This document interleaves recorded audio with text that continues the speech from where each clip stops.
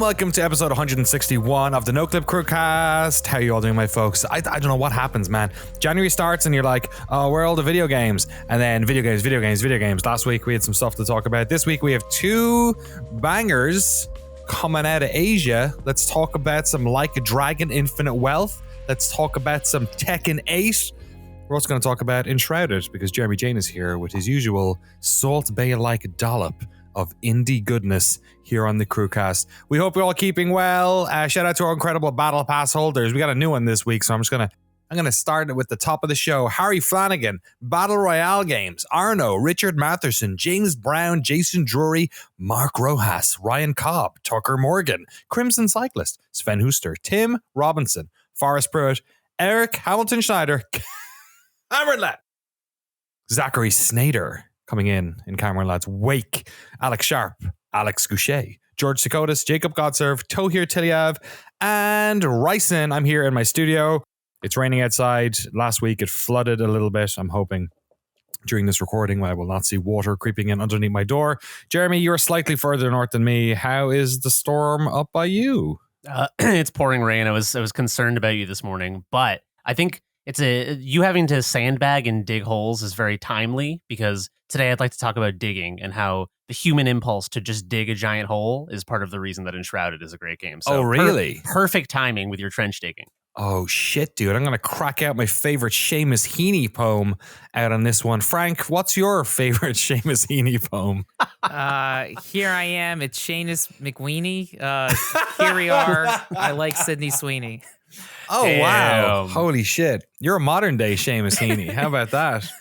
Take that. Take that, one of Ireland's most treasured poets.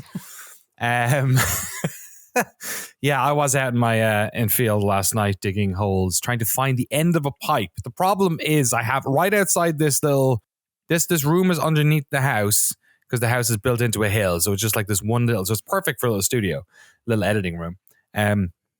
But they have a door here, and then outside that door, it's just a concrete steps down to it. So there's no seepage at all. There's one drain. There's actually two drains. One is an overflow drain that comes from somewhere else, which actually brings water there, which isn't great. And then the other one is a drain that presumably drains all that water out into the fields. But last week, it started like backfilling, basically. It was like coming, because we have had so much rain in the previous week that the ground outside was just completely sodden and could not take any more moisture. So this pipe that was presumably there to get water away from outside this door was actually bringing water in from somewhere else. And because of, you've seen where I live here, right? It's on like a hill and it all goes down. That pipe was like where it is here is like 6 foot under the ground. So to find where the fucking pipe ended, I had to walk like 120 feet. And then imagine a tiny pipe and putting it out and pointing it in any direction in 120 feet. That could be fucking anywhere, right? Could be impossible to find it. So last night I figured out some stuff of like where it likely was. I went out with a shovel and started like stomping down on the ground to see if I could hit something. And I eventually fucking did. Dude, you're living the country life, my friend. It was wild. I like found that bit of pipe and then I could see where it was pointed. I just dug like maybe 5-foot trench and found the pipe. And then I knew which direction it was pointing because I was looking at the fucking pipe. So then I had to go an extra 30 feet out into the field with like a flashlight, basically like where the pipe is to like point in the direction. Like, and why I was doing this at nighttime is fucking anyone's guess. I should have done this like 5 days ago. But then last night I found the end of the pipe finally and dug the hole out and was like, there, great, it's not blocked anymore. And then I looked in the pipe and it's just mud the whole way. So I tried to scoop it out, tried to force it out, can't get it out, tried to blast water down the other end of it, can't get it to come out. I like blasted hose water down there for 10 minutes and not a drop came out the other side. And I'm like, there's not another pipe leading to nowhere. It goes to your neighbor's here. basement. Right. Yeah, exactly. You got to put a note in there and see if anything comes back through. Fuck. So yeah, there's home ownership, and then there's living in the country home ownership, which is like a whole other kettle of ballpark. So I'm really enjoying that here. Apologies to Jesse, I just turned off my heater so he can take the background noise removal off of the effects now. Frank, how you doing? What's the weather like in SoCal? Right now, it's actually like warm and nice. I was able to go for a bike ride yesterday, a hike today. Apparently, it's going to rain for like the next like 8 days. So, oh really? Yeah, getting as much sun as possible. But it's weird to feel warmth again, literally and spiritually. So I don't know. Right. So it's all right. But we will have more rain. The rain in California is or in Southern California is never too bad, but it's all right.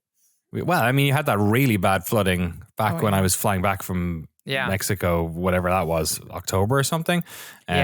We were planning on going to Tahoe this weekend because my daughter has been like shouting about going to Tahoe since last year. We went for like 2 days and she's like, loves it up there and she loves the snow and stuff. And I didn't realize I like booked it like, ages ago, like before Christmas, just to get it, pretty cheap. We're staying in like a caravan park, but it's like a trailer park where we're not in a trailer, in like a sort of a little small, like one like, I don't know, it's not what you call it. It's like a fucking tiny little Airbnb thing that's in this trailer park. And then this, whatever it is, this atmospheric river is coming in. So it's going to dump all the water here. So I got to worry about the basement. And then it's basically just going to dump like 20 inches or something up in Tahoe for the next like 2 days. So who knows? Maybe I'll just be, I'll be here for the weekend scooping rainwater out of that drain with a bucket like I was. So relaxing to do, It's a good time. There is something nice about just completely, when you get so wet that you're just like, you've given yourself over to nature. You're like, I'm so wet that there's literally no point in not worrying about being wet anymore. I had to clean my car in the rain recently. Before we went on a trip, I had to like clean out the back of my car because I had a bunch of junk in it and it was pouring rain. And after I reached that saturation point where I no longer cared about being soaking wet, it was like I hit like this Zen state where like, you're like sitting at your desk, you're like doing work and you're thinking about stuff and you're like, I got to do the laundry, I got to do this, I got to make the appointment stuff. When you're soaking wet, crawling around in mouse shit in the back of the car, there's nothing on your mind, baby. You're free. That's a free man. That's the freest you can be. I was, when I was back home in Ireland during the winter, and this is a real like California problem. Where like in Ireland, if it's raining all the time, so you make sure to do jobs like that when it's not raining. But here in California, we don't think about when it's going to rain. So we just like go, I'll just do that whenever. It's always fucking nice here. And then it just so happens that when you're doing that job, it's pissing raining. And you're like, well, fuck, I have to do it now. And it's raining. Shit. My buddy Dale was walking home on Stephen's Day night in Ireland, and it was like a long walk across town. I don't know, it was maybe 4 miles or maybe a bit longer. And he was maybe it's not that long. Yeah, it's about that long. And he got like halfway and he couldn't get a cab home because it was like a busy night in town. And he texted us halfway and was like, I'm putting my phone away now somewhere where it can't get wet because I am just drenched to my balls. Like it is just wet all the way down. And I felt jealous. So in one way, I got my little wet time. Frank, when was the last time you got completely soaked in SoCal? Did you ever jump in a pool with your clothes on? No. I'm always paranoid with like my Apple Watch and phone stuff like that. Oh yeah. No, I don't know. The closest thing I can think of is like when it was super raining, I couldn't do my bike rides, and that's usually my exercise. So I go to the gym, but just going back and forth from the car to the parking lot or the parking lot to the gym. There's just like that like minute where it's like you're just gonna get completely wet and soaked. You're also coming out of the gym already soaked and sweaty. So it's like, and you're already kind of hot. So that's actually a nice walk. Walking from the car into the gym in the rain sucks. Walking out of the gym to the car when you're already sweaty and just like in that like post gym like adrenaline is like that's actually pretty cool. And then you go home and get in the shower. So. But it's like the moisture from the inside and the moisture from the outside meet each other and have like a tender kiss in the middle. Yeah. That's elemental. That's nature meeting nature. Yeah, I feel it. Then I'm like a tornado. I was enjoying listening to you talking about wetness so much that I decided to throw some water down my windpipe, and I've just been coughing for the past 20 seconds with the mute button on. Enough to talk about wetness, though. We are here to spend time in beautiful Hawaii for a little chat about Like a Dragon Infinite Wealth, which is a game that me and Frank certainly have been playing the most of this week. Let's keep it story spoiler as much as possible, Frank. I think people realize that the game is set in Hawaii because all the trailers are set in Hawaii. There is also a little bit in, at least as far as I've played, in Camarocho or wherever the games are generally set. Like there's a prologue kind of thing.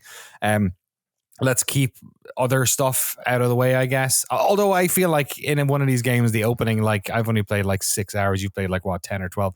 Like you can't really, the story is so esoteric and weird. You can't exactly spoil it. Yeah, it's I think all these games generally have some prologue, and then the main event happens, and then it's the everything resets. Even the first Like a Dragon had like a 3-4 hour prologue, and then this is the first game, and then your character goes away for a long time and then comes back. But this one, I feel like you're right. I forgot about all that. You're right. It's such a long prologue. And I feel like with this one they learned their lesson, because like I feel like you're already in combat within 20 minutes, and you get a lot of the gameplay elements, and then within 2 hours you're in Hawaii, and then the game starts, and then every chapter more features, more features, more features. I'm right about to unlock the Animal Crossing mode within, which will probably take away a year in itself. But yes, there's a Pokemon mode. We have a quick look of this up on Noclip Crew, by the way, if you want to check it out.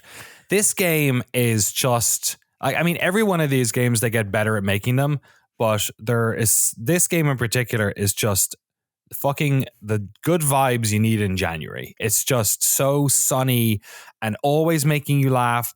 Like all of the silliness, the combat stuff in this is so good. It's like turn-based, but you're sort of moving around. You can move your character before you're making your turns, and like everyone's doing like silly little animations about like I'm about to hit you in a very like sort of West Side Story type fucking way.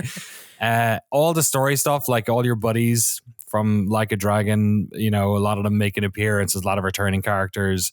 There's all of his like love interest stuff is just unbelievably funny and like sweet, and he's like a ridiculous character. I feel like this wouldn't work with like an American English speaking character, because you just feel like there's no fuck way someone's this nice. It's like so boring. But because he's such a lunatic when he's fighting people, and he's been in prison and he's like so wild, that it's really odd and kind of very endearing when he like is scared of asking someone on a date or like doing anything really. Like, oh god, he doesn't have a passport, like all this stuff, like he's never left the country. There's all these amazing little things about him. That's a good point too, because like with this game, this is the first Yakuza that takes place in America. So even Ichiban coming to the States is like, what is this? What USD? What is the dollar? Like it's so adorable. Yeah, it's the language gap. Like it's a little bit messy at the start, because I was like, oh shit, do I want to play this in Japanese and then all the voices will be in English? But I don't think that's even how it works. I think it's either all in Japanese or all in English. It's like pretty genius how it is. I think it's like if you do Japanese, like the core language, all of the Japanese characters speak Japanese, but then they'll code switch. So they'll speak English, or if they're Japanese characters, they'll speak English with an accent. Like, so some characters are bilingual, and then if there's it's in like brackets as well, isn't it? Yes. If it's somebody speaking in English and he can't understand it or something, it's in brackets, I think. Yeah. So then like Ichiban doesn't understand, but then they're speaking English. So like if you are an English native speaker, you understand. One thing that blows my mind, because I'm so used to playing the Yakuza and Like a Dragon games that take place in Japan, and you just hear the NPC chatter, but it's just kind of part of the ambience. I can't understand it. Maybe when you walk in the restaurant, they say like konnichiwa or something, but like in the Hawaii levels, you just hear people going on like, oh, did you make reservations yet for the restaurant? Oh, look, mom, look over here. And it's like, I can understand all of these voices, and it like is startling, because like the sound design too in this game is so great, and just like the card honking and everything. And it's like, it's really great. But yeah, the bilingual language stuff is amazing too. Yeah, all of the minigame stuff I've really been enjoying. Like you said, it definitely opens up once you get past that like sort of, I don't know. I want to say it opens up. It sort of gives you the open, I don't want to say open world, but like the open neighborhood or whatever they do in these games.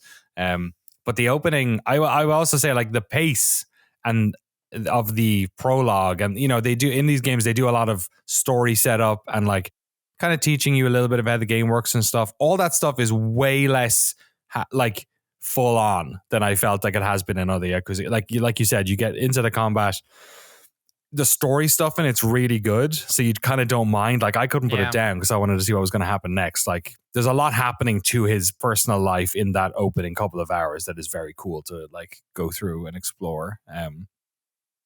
Yeah, and it's genuinely like very funny too. And even in like all the story sequences too, there's a lot of like almost like QTE events, or you can make different choices that change your stat buffs, and like those have payoffs too. But like, yeah, what you said about the game becoming open world too, it's also you'll know because then you'll start running into the side quests, and like that's always the charm of the Yakuza games, and specifically with Like a Dragon is the game is on the surface already very funny. The A story stuff is very funny. Yeah. So the side quests in this game are so goofy. There's a lot of stuff specifically in the beaches. There is a let's I don't want to don't spoil stuff because I already saw some stuff get tweeted out that was like, I wish I didn't know about that one. Yeah, they heighten like the silly stuff of Yakuza 0. It's like even sillier, but it's never too much. It's so well done, so very funny, and I feel like I don't know if Jeremy, you said you've seen have you been playing the first Like a Dragon? I am playing the first Like a Dragon right now. I'm like 10 hours into it. I had started it previously and then I wanted to restart because the prologue is so story heavy and I kind of forgot the context for everything. So I'm glad I restarted it.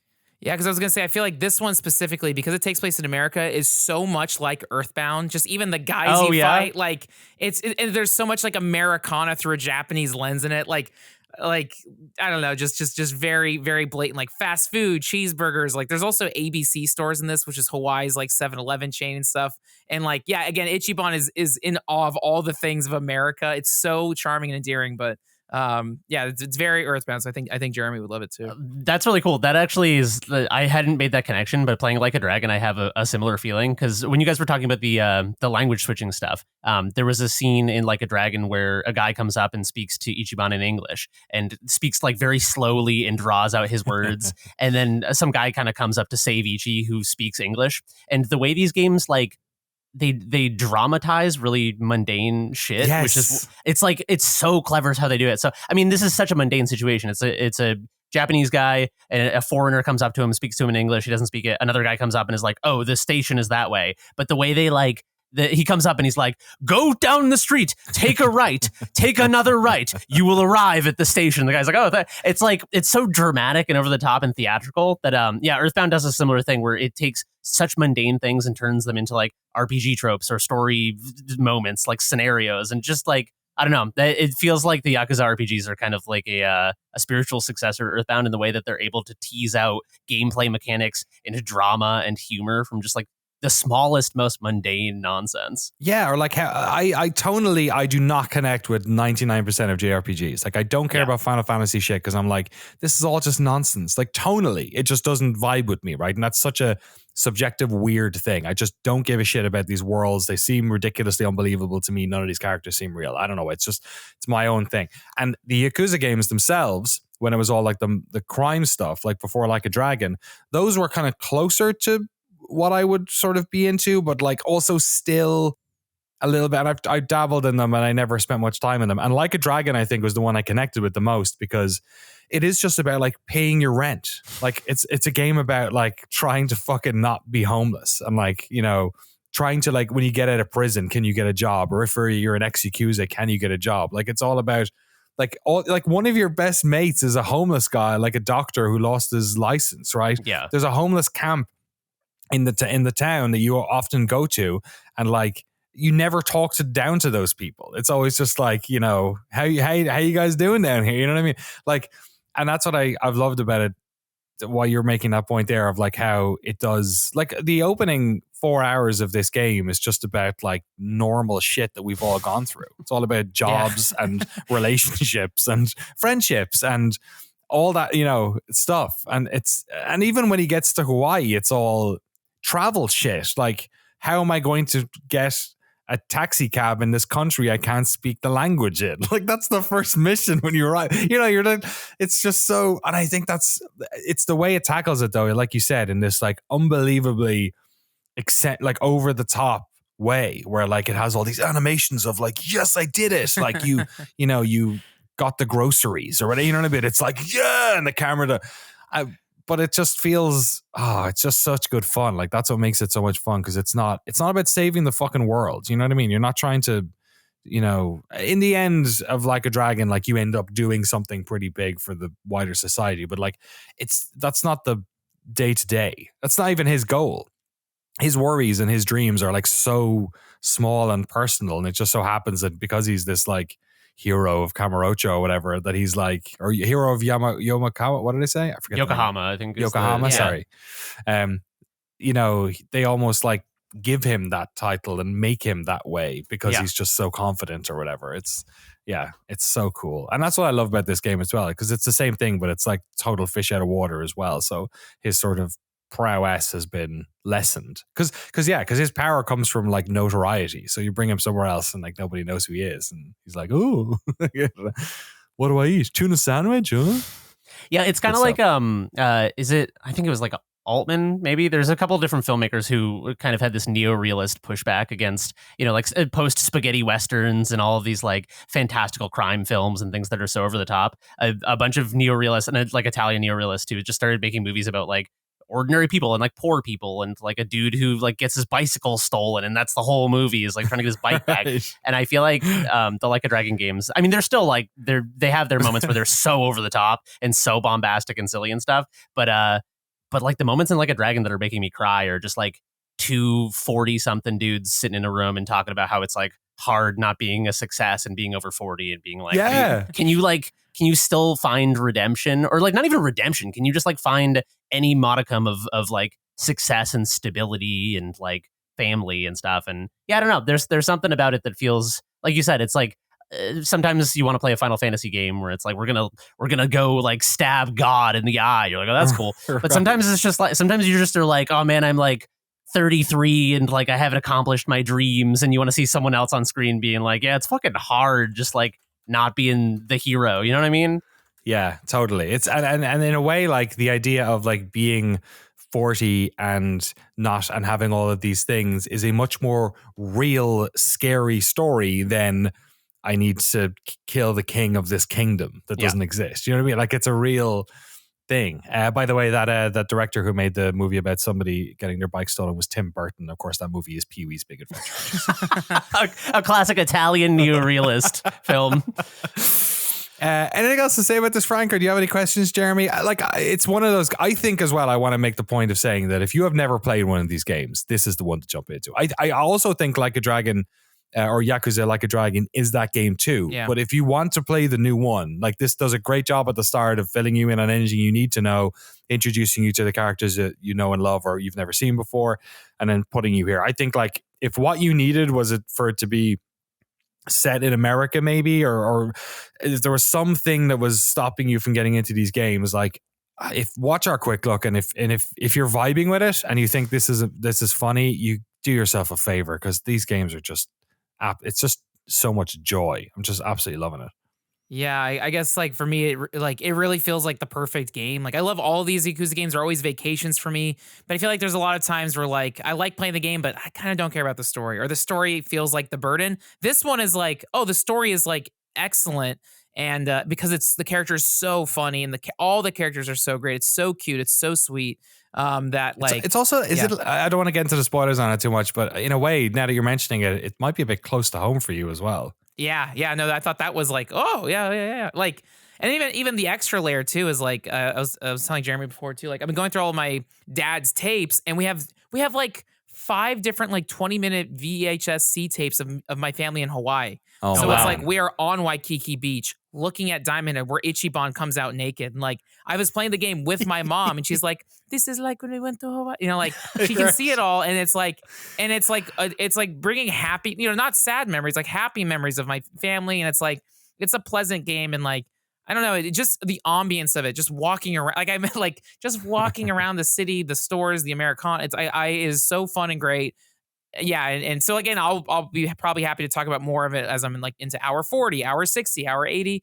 But yeah, this game is awesome, and yeah, and again, just like all these Yakuza games are like greatest hits for Sega's. Like there is Crazy Taxi stuff in it. There's Virtual Fighters in here, Sega Base Fishing, all this. So it's like, I don't know, it's a Sega amusement park, which is so great. So I love these games. I'll forever love them, but this is such a great one of these. I hope they do a Sega Base Fishing where you're fishing for musical instruments. Yeah, that'd be fucking doop doop doop. You just pull it up and it's like fucking fieldy, just fucking slapping it this way, like no, throw it back.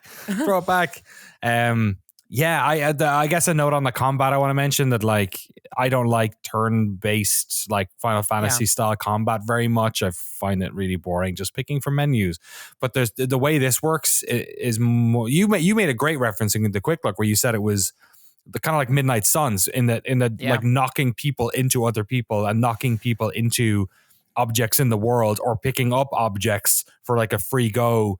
All that stuff is in there too. And because you're able to like, basically when a fight starts, you have like a circle around your people and it just goes to one of them in an order. It doesn't show you how or why. It's just kind of like, all right, you're with this person now, take your shot, and you can kind of move around and the baddies are kind of moving around. So there's an element of like you walking to the spot where you want to do it while you're picking in real time, you're picking your move. And then, certain moves are just like default moves. So certain moves take your version of mana. I forget what it's fucking called, energy or whatever in this thing, stamina.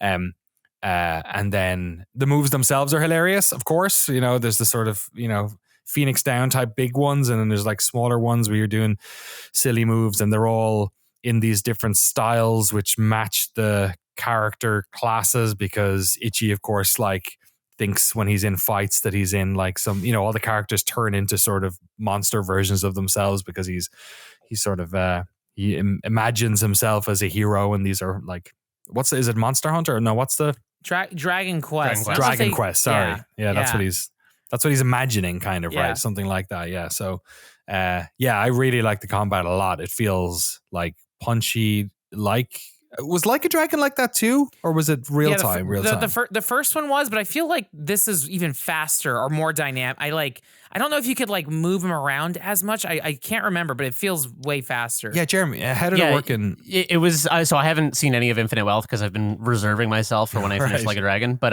in Like a Dragon, you can not, there is like dynamic spatial stuff, but you're not moving your character around. So if they added that, that's new. But you can like play off of the space and stuff, and like things laying on the ground you can pick up and get bonus damage. Oh, you're right. I'm looking at it now. Yeah. It's like, it's similar, but you don't have, you can kind of walk around a little bit, it looks like maybe, but no. Yeah. You can pick who you want to hit. Yeah. But you can't walk around. Whereas in this, you have a little area you can walk around in as well. Right.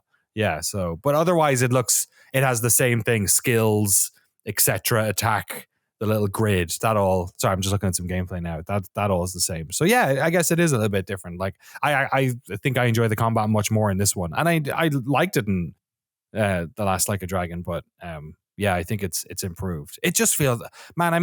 They made 3 of these fucking games last year. Like, and I forget who I was talking to. It was on one of our shoots in LA, Jeremy. But they were saying about how, I think it was where they were saying how it's really smart. Like they, maybe this doesn't work for Ishin or stuff, but like a lot of these games copy the same areas. Like you're in the same place again. You're in the same town. You're in the same character.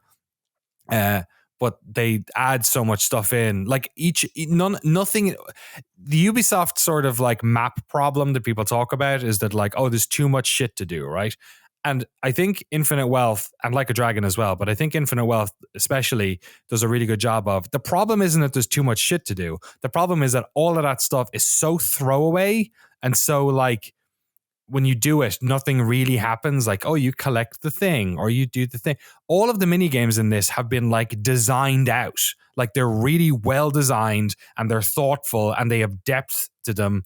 Like the fucking Pokemon thing in this game is just ridiculous. Like and all of the, and then the ones that aren't, the ones that are just like general fight missions have been given depth because of characterization and because of story and because of the camera angles that they use and the animations that they use. Like you can tell every part of the game has been given attention. It's not just like they went, oh, here's this one mechanic we can do and we can just like spray it all over the map and make you fucking shoot 500 pigeons or whatever you do in I think that's a GTA thing. It's like this just feels so thoughtful. Like you're excited to see the next mini game because you're like, oh, I don't know what this is, but I know they fucking spend months putting it together. Yeah, that's really cool. I will talk about this when we talk about Enshrouded a bit, but I feel like that's that feeling of wanting to uncover something that is like curated and handmade and like finding a corner of the world, like exploring, going out of the beaten path and finding something weird, and then like a cutscene triggers, or you find a side quest or like a little arcade or a little store to go into. Those moments where you find something that somebody built for you to have an experience, especially if it's on the beaten path, that to me is like that's the carrot on the stick in a lot of video games for me. And I think that's the reason why it's hard for me to connect with a lot of procedurally generated games, because like the feeling that somebody crafted something and hid it away somewhere and then I find it is like, I don't know. There's something special about that to me. And it feels like I obviously I haven't played Infinite Wealth, but in Like a Dragon, like finding those little bits of curation and just feeling like it's like this connection between audience and designer where it's, they hid away a little experience nugget for you and you uncovered it. And you're like, holy shit, I can't believe this is hidden here.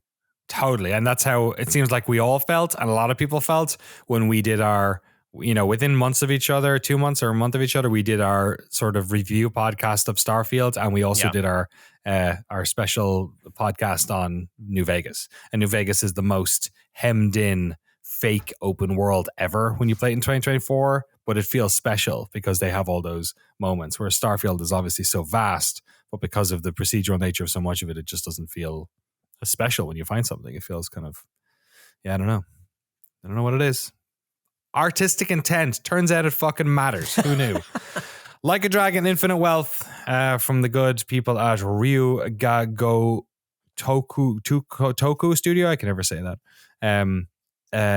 Is available now on PlayStation 5, PlayStation 4, Xbox Series X and S, Xbox One, incredibly, and Microsoft Windows. At least according to Google. I bought it on PlayStation 5 myself. It's $70 on Steam, it looks like. Unless you buy the Ultimate Edition, which is 110. Is that what you got, Frank? Yes. Nice. Okay. Love it. You got the bear, you got all the all the sexy swag, all the good stuff. All right. That's Like a Dragon, Infinite Wealth. Is 5 thumbs up from the crew here. If you're into those games, check it out. If you're on the fence, fucking go watch the quick look. Honest to God. Such a good time. Frank says it's game of the year already. So there you go. Take that, February and all the other months. Let's jump on to Enshrouded. So, Enshrouded. So that was me trying to give Jesse a little break. You know what I mean? That's where the music goes, the interlude. Exactly. That's where it goes. That's where it went, Jesse. It's right there. Enshrouded. This is a game that I don't think I have heard of or seen. It looks like it came out January 24th. It is $29.99 and made by Keen Games, who did not make Commander Keen, but are making me think about Commander Keen. Is this game a Commander Keen? Is this a 2D sort of pixel art, bitmap art? Yeah, this is I like to call it a Keen-like. It's a Keen-em-up.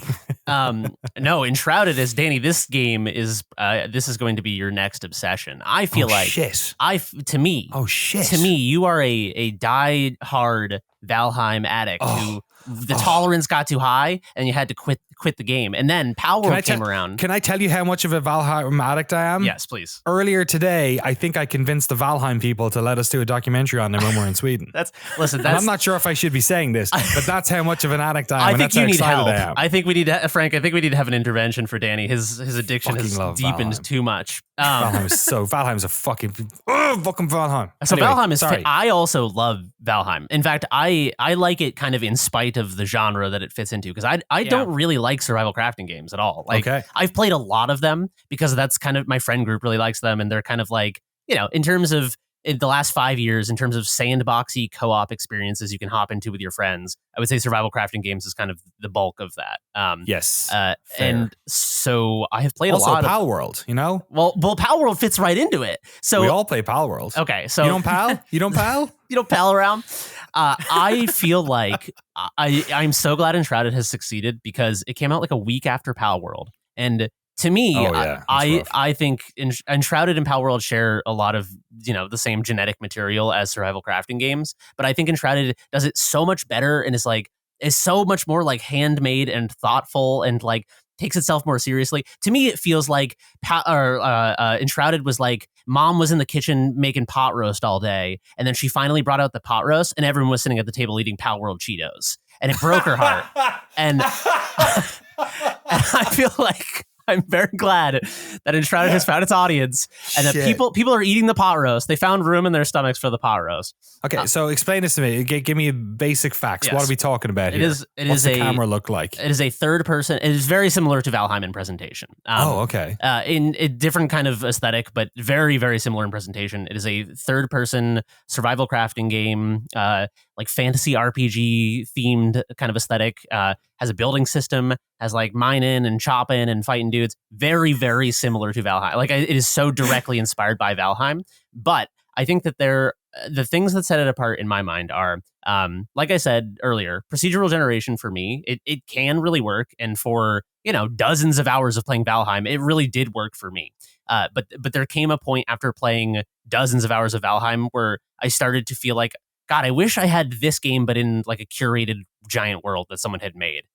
Obviously a very different type of development, very different type of game. Right. Enshrouded is literally that game.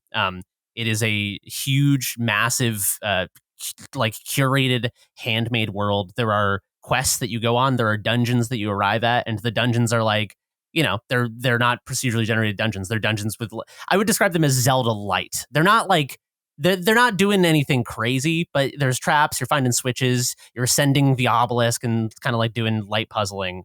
Nice. But the feeling of going out into the world in a game like this, in a sandboxy survival crafting game, and having like quests that lead you to a curated area that was handmade with a curated dungeon that was handmade, that experience to me feels very unique in the survival crafting genre. I think that's the reason I've connected so much with this game. It's almost like the definition of a survival craft genre. Like if you were to have a paragraph long explanation of what they are, you would almost put procedural generation in the first sentence. Like it is so like core to the sort of design of these games. Yeah, absolutely. So it feels like it's a breath of fresh air for me to have this world that, like I'm keeping it very vague because discovery is the bread and butter of a game like this. So I don't want to like talk about any of the types of things I have found, obviously. But the fucking screenshots of this thing, it looks gorgeous. Oh, it's really good looking. I really like Valheim's look. It has that sort of like, it's not dithered and it's not pixely. I don't know what it is. It's like compressed. It's like low fidelity textures with very like high fidelity particle effects, lighting and stuff. Yeah, it's almost like you used the Quake 1 engine. Yeah. You know what I mean? It's like Quake 1 World of Warcraft. Yes, exactly. Oh, that's so Quake World of Warcraft. That's what it should be called.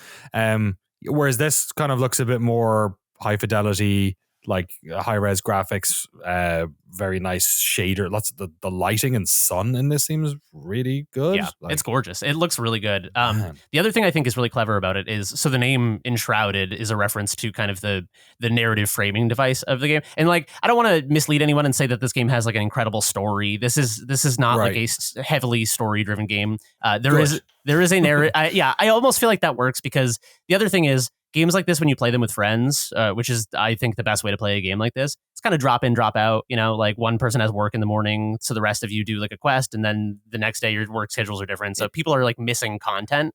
So have you played it online? Is the server like on one person's PC kind of thing, or is there dedicated? You can get a dedicated server. I think you might have to pay for it. We don't have one. Cool. We have my buddy has been hosting. Awesome. Which is funny because when he has to work at 6 a.m. at MIT, we're like, just boot up the server and just leave your computer on, dude. It's not a big deal. But the nature of that kind of, drop in, drop out stuff is, I feel like if this game was heavily story driven and then we did like one story quest and our buddy was offline because he had to work the next morning, he would come back on and be like, what is going on? Like, this guy's dead now? Like, what'd you guys do? Right. So I honestly feel like the light touch storytelling is fine. But the conceit of the world is that the world has been enshrouded in this like, almost like a fungal mist. So there are areas of the world where the air is poison, and a timer pops up when you're in those areas. And it is such a clever ticking clock mechanism. Because you like, just to give an anecdote that kind of encapsulates why this is fun. Me and my buddy Greg were playing the other night, and we were deep into the shroud. We were like pushing through because you can't build bases in the shroud, and we were like, if we can get to the other side of this, we can build a new forward operating base, and that'll be a fast travel point that we can go to. Oh, now. Funny, yeah. So we were like, let's like roll the dice. We just got an important quest item, so if we die, we're like screwed. But like, let's push through. We got 5 minutes left on the shroud timer, and then I got. Does the shroud timer look like the Turin shroud? Yeah, it's Jesus's face slowly appears on the top of the screen. So we were like pushing through, and then I got the quest item. Time was running short, and I got like stuck in a hole, and there's like lava on the ground. I couldn't get up, and I was trying to like dig my way. I haven't even talked about the digging. This game has so many good things about it, but I was like, just run and try to find safety. And so he ran, and with like 5 seconds left on the clock, he found a place where the air was clean and he could breathe. Oh, wow. And then he had to come back and save me. And so it's like that ticking clock mechanism, it adds a really nice pressure. Because, like exploring an open world, it can be like relaxing and nice, but having that like oh, we have 5 minutes to get to clean air or we're dead, and we have to like do the 20-minute corpse run is really fun. Man, don't fucking do this to me. I've already got infinite wealth. Don't be dropping an Enshrouded on me. It's so good. It feels like a step, like, Valheim walked so this could run. It feels like it really is. And it's different too. Like I have not found a single body of water in this entire game. So you're not building long ships and stuff. Right. But it feels like it's replacing the vast bodies of water with kind of verticality. So Cool. There's a lot of like climbing and the last thing I have to shout out in this game is the digging. The digging in this game is I in Valheim, I would dig trenches in my base and I would hide signs down there, and I'd leave messages for people if they ventured into this weird trench that I dug and stuff. The digging in this game is like, I don't know, they're doing some sort of mesh deformation that is just like cool. Brilliantly optimized and like so clean and stuff. And can you like dig dungeons and shit? Yes, you can dig like the mines of Moria, and it has to be within a base to persist, but you can expand the size of the base that like it saves. Basically, you can upgrade. But I like, not only can you dig at your base, but there was a time where me and my buddy were trying to reach something and we couldn't get there, and we were like, well, we could take. And my body fell onto lava, basically. And to get my items back, it was at the bottom of a 100-foot cliff, and there was no way. And we're like, well, we could spend an hour like digging a tunnel system to get my body, and then we did. And it was oh my god, it was the most fun. I like there's quests, there's items, there's like a high flying adventure. The most fun I had in this game was an hour spent digging a tunnel system to retrieve my items. And I mean that's what sandbox games are all about, is like taking the systems and doing weird shit and just like making your own adventure. So it's great. Amazing. All right. Enshrouded, available early access, it says. Yes. $30 on Steam. How early is the early access? Does it feel like there's a lot of game in here at the moment? I have played 20 hours of this game. Okay. And I don't know how much of the world map is actually available in early access, but we have explored a ton and covered like the toenail of the world map. So it feels very big. How's the combat? The combat is good. I would describe it as kind of like serviceable. Feels too like underselling it, but it is very kind of like Souls adjacent, but it lacks kind of the heft of a Souls game. It feels a little bit kind of like light and floaty, but it's fun. I think it's fun. I don't know. It's not going to hit this like to say it's like a Souls combat system is overselling it, but it is kind of like a less quality version of the Souls experience. But for a game like this, it does the job. Is it a bit like Valheim, where it's mostly just like sort of swinging and hitting stuff or using bows and that type of thing? Yeah, it's mostly about stamina management. And I mean, there is like, there's magic and there's bows and stuff. Oh yeah, the skill tree is unbelievable too. There's like, you can class into like barbarian or hunter or wizard or warrior. And it has like a Final Fantasy X style, like spirals outward from the inside kind of skill tree in every direction. Very cool. Yeah, open this game and open the skill tree. And if you're not sold, I'll be shocked. Well, you've already bought it, so tough titties. Enshrouded, available right now. It came out January 24th. So yeah, you're right. It was right in the era we now call PAL time. We're in the PAL zone. I don't know, the PAL zone. God, I'd kill a PAL zone right now. Fucking pepperoni PAL zone, dude. Calzone with a fucking nice Costco Pikachu's tail sticking out of the back of it. Delicious. Enshrouded. Yeah, out now. Dude, I am like, if we weren't streaming our thing, I'd be downloading it right now. It's like really good. I want to get on like the Discord of my buddies I played Valheim with and be like, we're back, baby. Dude, it will fill the Valheim shaped hole in your friend group. It's beautiful. It's beautiful. We rinsed Valheim dry. It's like, that's what I can't wait to talk to them about as well. It's just like how amazing that those early days were, and how they sort of seem to like be very responsible about not killing themselves about updating that game, which I think was very cool of them as well. I mean, Valheim is like fucking something ridiculous, like 250,000 positive reviews on Steam. Enshrouded got an 8 out of 10 on IGN for its early access affair and has 17,000 very positive reviews on Steam. So people are clearly enjoying it. From Keen Games GmbH in Germany, based in Frankfurt apparently. Very cool. I'll be keeping an eye on that. I might be talking about it next week. We are not done. We have another banger to talk about. Heading back over to Japan to talk about fucking people throwing their family members into volcanoes. Tekken 8 is out. People seem to, I mean, isn't it great when a bunch of games come out that have expectation and they do exactly what they say on the tin. That's it. Done and dusted. People seem to really like Tekken 8, Frank. What's the deal? It's awesome. The last Tekken came out in 2017, and like they supported it for years with like season pass characters and stuff like that. But like, yeah, I haven't been in the mood for Tekken in years, and like I've been obsessed with Tekken since Tekken 3. So I think when I was like 8 years old, and Right. the very first character I mained was King, and I have a giant King figure because he's a wrestler, and now 2024 is so exciting because I'm playing ranked matches as King, and I don't know like how used to King people are playing this game because I'm very good and having so much fun grinding up the ranks. I was on an 11 ranked win streak last night as King. So like that's great. It's great. So Tekken 8 launched with 30 characters. There's so many characters in this game, which also means playing online is like so exciting and terrifying because you'll get used to fighting like one popular character and then someone will pick a completely random character and now you have to learn their entire move like on the fly. Backing up a bit, yeah. So Tekken 8's amazing. There's also a story mode in this, which they're doing the like NetherRealm Studios thing of like Mortal Kombat and Justice, where it is just wall to wall, crazy cutscene, crazy fight, crazy cutscene. The very first cutscene starts at like a 20. It is like Amazing. Jin versus Devil Kazuya fighting in the air against skyscrapers. It's very like Matrix retro whatever Revolutions. The ending, yeah, the third one. It's so over the top already.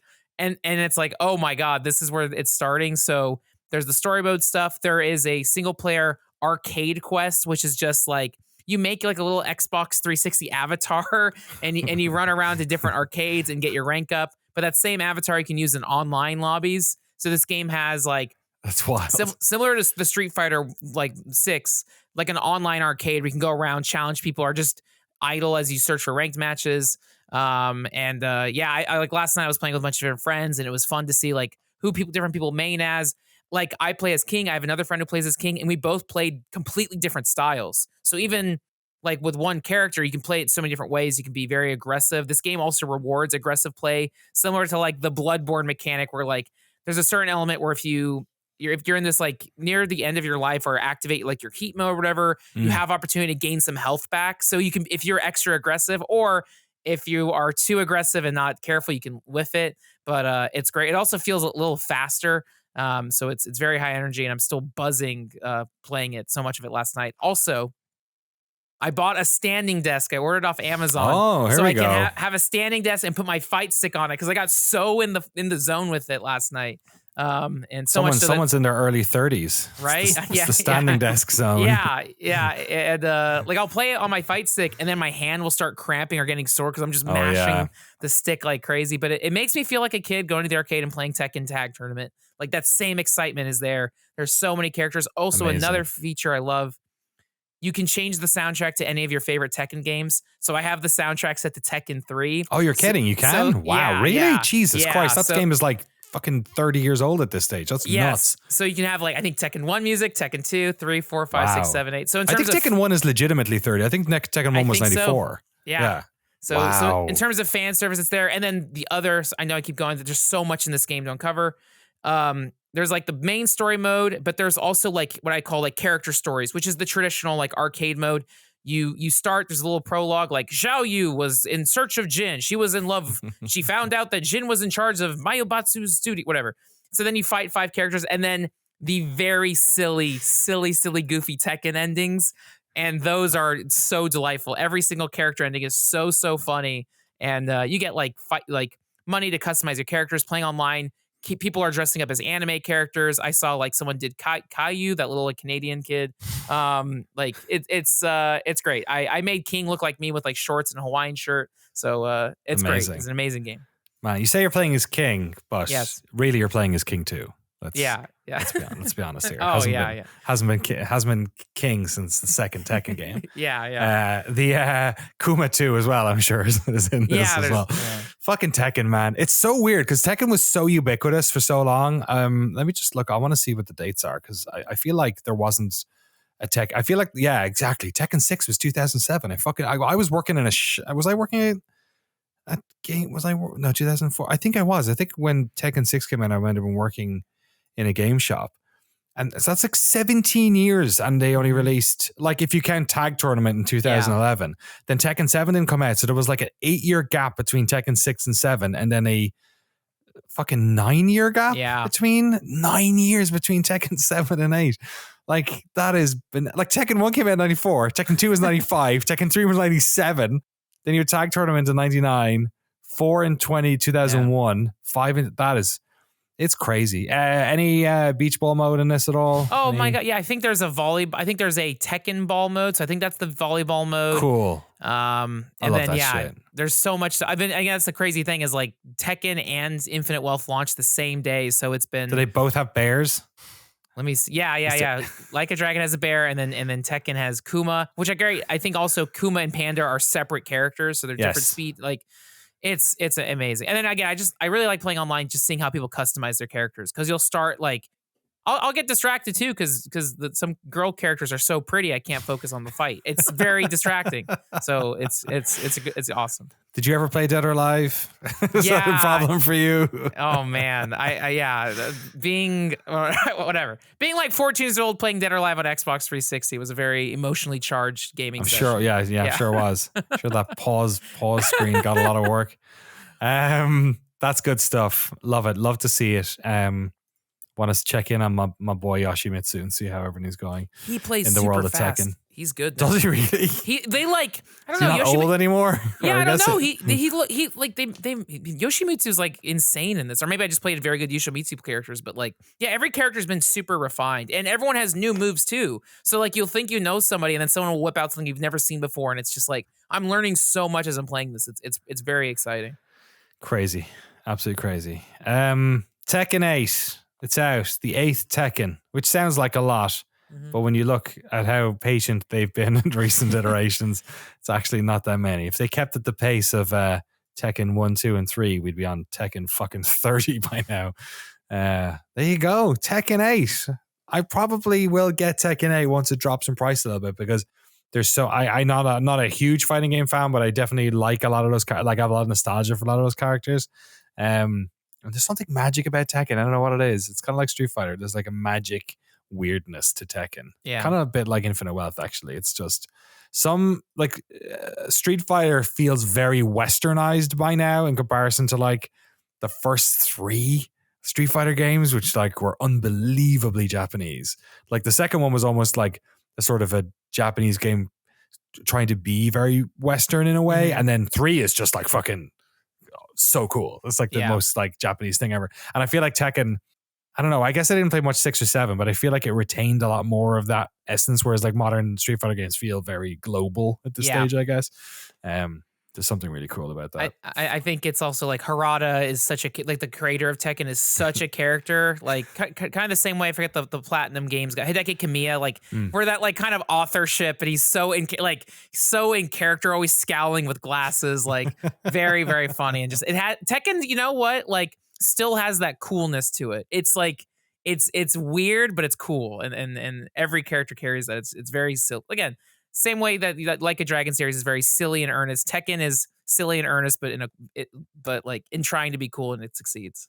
Brilliant. Check in on how the Mishima family are doing. Oh, watch that Brian Cox video if you need an update on the story as well, of course. Or if you don't, just to see how many people got thrown off mountains or into volcanoes.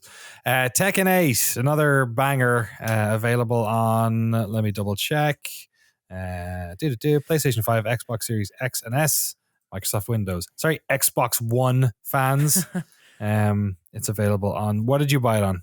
PlayStation? I got Xbox? on PS5, and it's crossplay now. 7 was not crossplay, so this one's crossplay. Interesting. Where is it available on PC, I wonder? It is on Steam. It is. There's a demo. That's cool. You don't often see that. Big AAA games. Probably because it's $70 to buy on Steam for the regular edition, or $110 for the Ultimate Edition. Frank, is that the one you bought? I got like the $100 one. That includes the season, deluxe. Yeah, okay. It has the season pass, which will be like, I don't know, 12 character, year 1 characters, so a lot. Yeah. So you missed out on a bunch of costumes for your little Xbox Live Arcade person. You weren't fucking kidding. These look like like fucking 4K avatars. That's very bizarre. Very cool. There you go. Tekken 8. All right.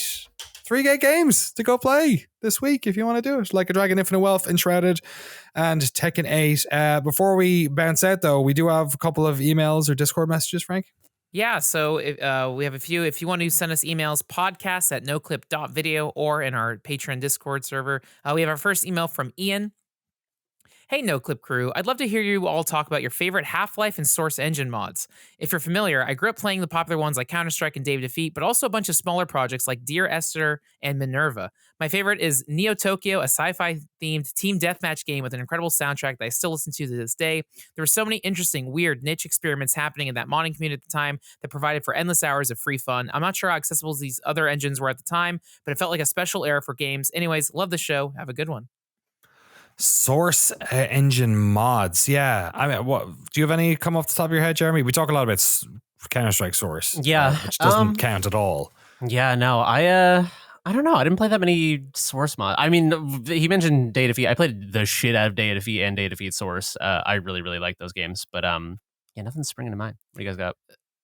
For me, I spent like, I guess technically it is, but hundreds of hours on Gmod like that. Oh, yeah. Like, on Gary's mod. yeah, like infinite hours. Like I would joke, like a lot of kids after school would play in the playground. I would play in Gary's mod in like 8th and 9th grade. Like it was, I think that was my like Minecraft kid phase. I never played Minecraft because I was playing Gary's mod as a kid, but it was the same thing, physics and stacking stuff, and you could spam chimneys in any server and crash the server.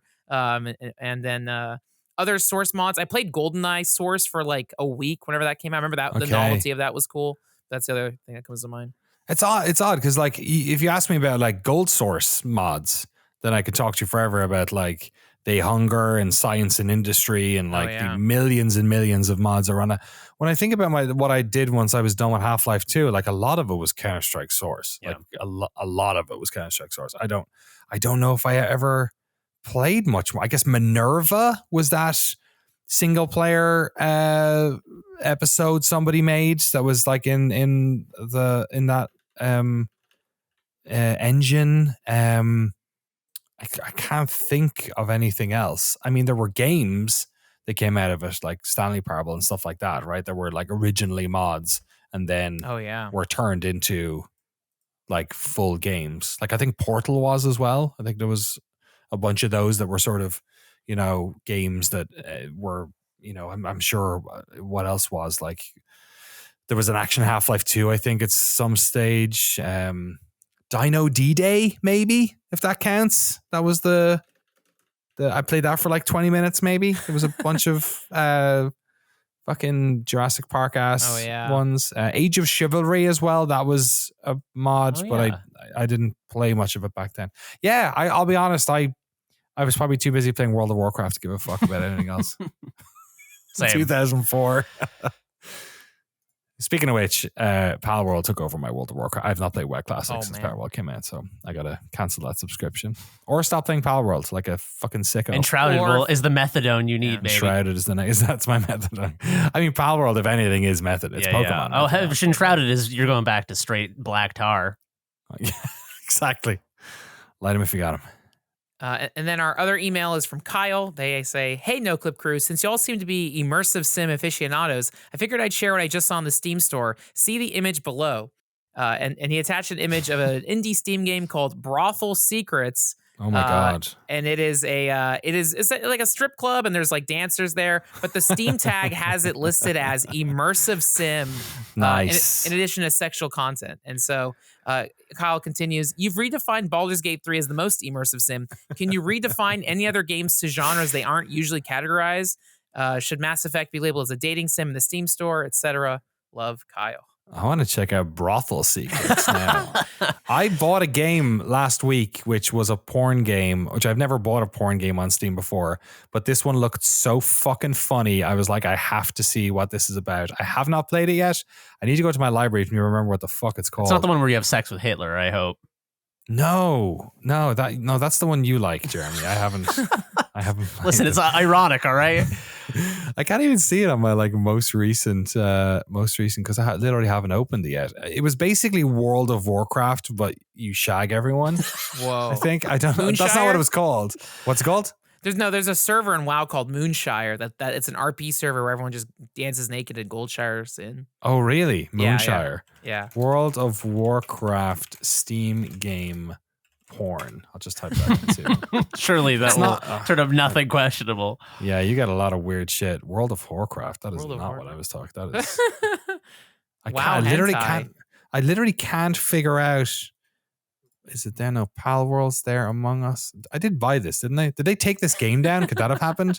Could it have been like delisted? I gotta look at my. Someone else answer this question so I'm gonna look in my Gmail receipts and see if I can see what this game is called. Yeah, Frank, you got any reclassifications here? Yeah, I don't know if there's like a genre for it or if there's a tag, but I feel like Friendship Killer should be a tag. Like those games would be like Mario Party or like Overcooked. Yeah. Or like. Yeah, man, I've had very negative experiences with both those games, which in hindsight are funny now, but yeah, I don't know. I feel like those games should have like a label or a warning. Holy shit!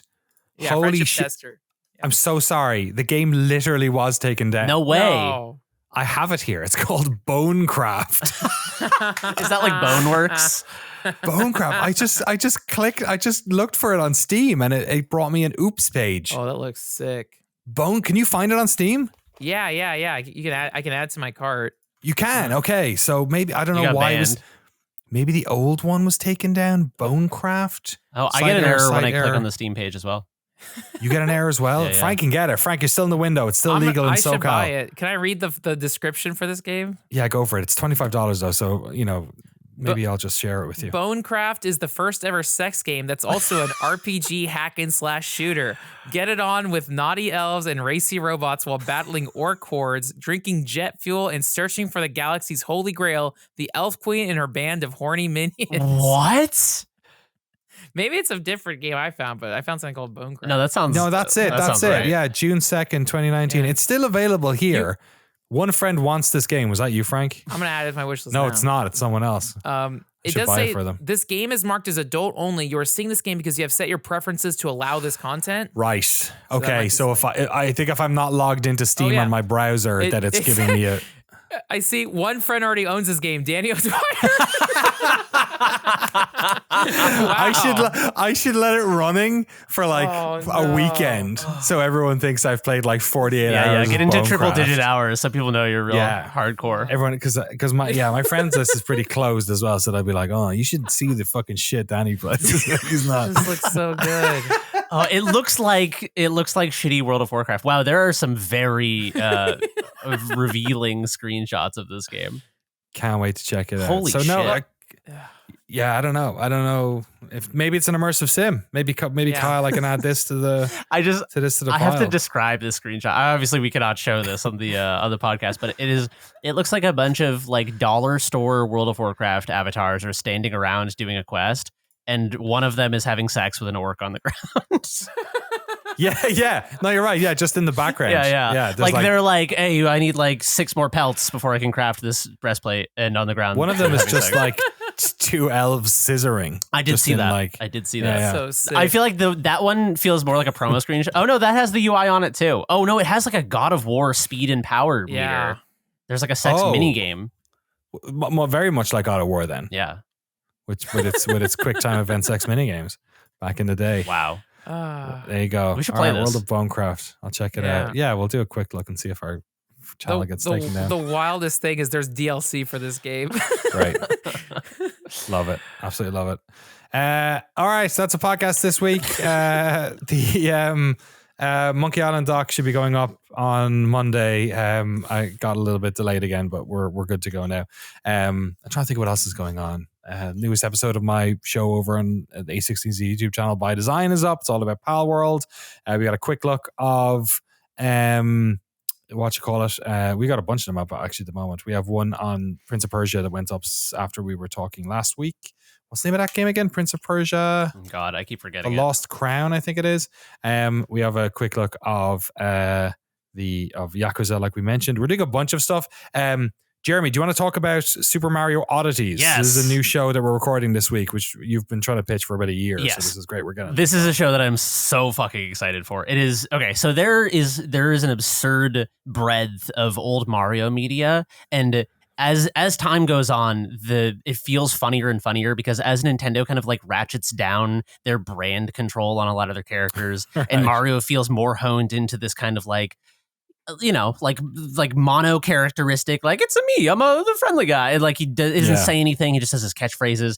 Going back to these 1980s anime series where Mario is just like talking like a normal guy, and like he like runs like a store with his brother, like a convenience store. Like the more off-brand they are, the more insane it feels. And so for a long time, I mean, if people have been listening to the pod for a while, remember there was an episode where we went through all of the off-brand Mario merch on Grail. You've been digging down this hole for a long while. I've been compiling now, so. quite a compendium of absurd Mario media, some PSAs from back in the day, some movies. So we're going to record the first Super Mario Oddities tomorrow, a series where I drag all of my fine peers into watching arcane, esoteric old Mario bullshit. It's going to be a good time. We have a bunch of other bits and bobs. We're going to start doing post-mortems on the docs for patrons only. So added to the patron show, we'll have a patron show next week, but we'll also have a post-mortem on the Returning to Monkey Island, which is the name of the documentary all about the new game and the history of the franchise. We're also working on a bunch of podcasts, myself and Jesse R. We can't talk to you about it quite yet, but the first one, the main one, is going to be basically me interviewing people in the industry. I'm going to try and keep it weekly as well, and that will be going up on its own RSS feed, but we will have the video versions on this same Noclip Podcast YouTube channel. This is going to be Noclip Podcasts from now on, and they'll both be up here. And we're also going to be working on another series, which is a highly edited, like curated, mini series, like 6-episode run of something, which is a really exciting thing that we're not about one game. It'll be about a bunch of games. It's got a theme to it. Really wanting to make like a super well-produced, premium, interesting docu-series that's all on a audio-based podcast thing. So we're working on that too. We're already doing our research. So loads and loads of stuff coming. Jeremy's working on the Pentiment edit. I have booked a bunch of time in Sweden to visit a bunch of studios in late March and April, so we'll have updates on that in the next while. DICE and GDC are coming up as well, and we're doing some filming at those. Dwarf Fortress and a bunch of other stuff coming down the pipe as well, so make sure you're subscribed on YouTube and on Noclip over there and on Noclip Crew as well. Loads coming out. And if you like our work and you want our little independent team to be able to keep doing this, please head over to patreon.com/Noclip, get access to bunches of goodies, our Discord, and loads more. And that's it. Frank, what are you doing for the rest of your day? Let me see. I gotta do dad stuff, but the rest of the weekend though, I'm seeing GCW Wrestling is back in town this Saturday. So that always energizes me. It's also cathartic, screaming and yelling and laughing. And so I'm very excited for that. And then Persona 3 comes out on Friday, Jesus Christ. For fun, I might just start it and treat it like an anime with no commitment. But I don't know. There's so many games. What's one more? What's one more drop? I don't know. Stick it on the pile. Yeah. Jeremy, you're coming over here. We're recording a video at Alex Austin all about Stunt Derby and our year-long quest to get a publisher, which has been fucking wild.